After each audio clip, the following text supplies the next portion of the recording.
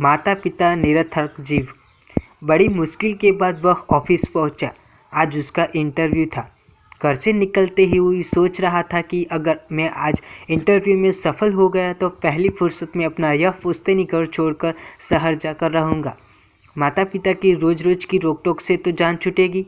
सुबह जागने से लेकर रात को सोने तक होने वाली रोक टोक से परेशान हो गया हूँ। सुबह नहाने के लिए जाने लगा तो आदेश मिलता है कि पहले बिस्तर सीधा करो फिर नहाने जाओ। स्नान घर से बाहर निकलो तो आवाज़ आती है, नल ठीक से बंद कर दिया, तौलिया सही जगह पर रख दिया या यूं ही फेंक दिया। नाश्ता करके घर से निकलने का सोचा तो डांट पड़ती है, पंखा बंद किया, यह चल रहा है। पहले अपनी प्लेट समेट कर रसोई घर में रख दो फिर बाहर जाओ। रोज रोज क्या सुनूं यार, बहुत परेशान हो गया हूँ।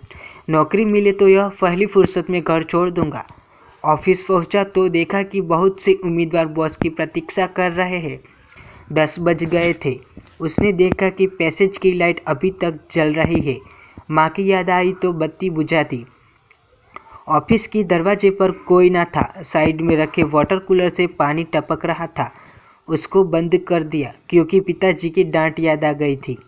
बाहर बोर्ड पर लिखा हुआ था, इंटरव्यू दूसरी मंजिल पर होगा। सीढ़ियाँ चढ़ने लगा तो देखा कि सीढ़ी की लाइट भी अभी तक जल रही है। उसने बंद करके आगे बढ़ गया। बीच में एक कुर्सी आ गई तो उसे साइड में कर दिया ताकि किसी को ठोकर ना लगे और आगे बढ़ गया तो देखा कि पहले से बहुत से उम्मीदवार अंदर जाते और जल्दी से वापस आ जाते। मालूम करने पर पता चला कि वह सिर्फ एप्लीकेशन लेकर कुछ पूछते नहीं है, वापस भेज देते हैं। मुझे डर लगने लगा कि पता नहीं अब मेरा क्या होगा। जब मेरा नंबर आया तो मैंने अपनी फाइल मैनेजर के सामने रख दी। सारे सर्टिफिकेट और कागजात देखकर मैनेजर ने पूछा, कब से ज्वाइन कर रहे हो? उनका सवाल सुनकर मुझे ऐसा लगा कि कहीं यह मुझे अप्रैल फूल तो नहीं बना रहे।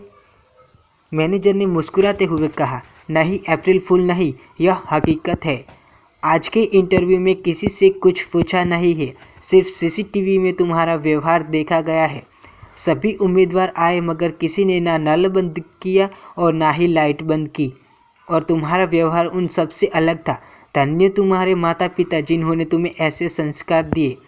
हमारा यही मानना है कि जिस व्यक्ति के पास सेल्फ डिसिप्लिन नहीं है वह चाहे जितना भी होशियार हो, चालाक हो, मैनेजमेंट और ज़िंदगी की दौड़ में पूरी तरह से सफल नहीं हो सकता। मैनेजर की बात सुनकर मेरी आंखों में आंसू आ गए कि जिन माता पिता को मैं छोड़ने वाला था आज उन्हीं के लिए गए संस्कारों की वजह से मुझे बहुत अच्छी नौकरी लगी थी और मैंने यह तय कर लिया था कि घर पहुंचते ही सबसे पहले मैं अपने माता पिता से माफ़ी मांगूंगा। उन्हें बताऊंगा कि आज अपनी ज़िंदगी की इस परीक्षा में उनकी छोटी छोटी रोकने और टोकने की बातों ने सफल हो गया हूँ। उसके सामने मेरी यह डिग्री कोई कीमत नहीं है। जीवन यात्रा में सिर्फ शिक्षा का ही नहीं, सभ्यता और संस्कार का भी अपना एक अलग स्थान है। दोस्तों, अगर आपको ये कहानी पसंद आई तो लाइक शेयर और सब्सक्राइब जरूर कर देना और कमेंट करके हमें बताना कि आपको स्टोरी कैसी लगी।